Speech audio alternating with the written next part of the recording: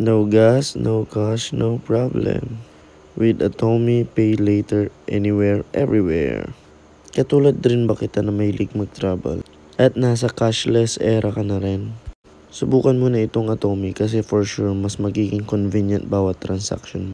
Ito nga pala ay Mastercard kaya pwede nyong gamitin pag nag-dine-in kayo, for gas or groceries at ano pang transaction ninyo. Since mahilig akong mag-travel, gamit na gamit ko talaga siya pag nag-gas ako. Especially pag wala akong cash na dala.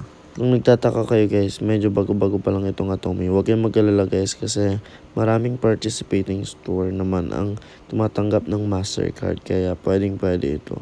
Guys, hindi mahirap mag-apply dito sa Atomy. Just one valid ID, tas online application. Once approved, may virtual card na kayo tapos ipapadala na rin yung physical card sa address ninyo. Kaya use my link below guys. Thanks for watching. Bye-bye.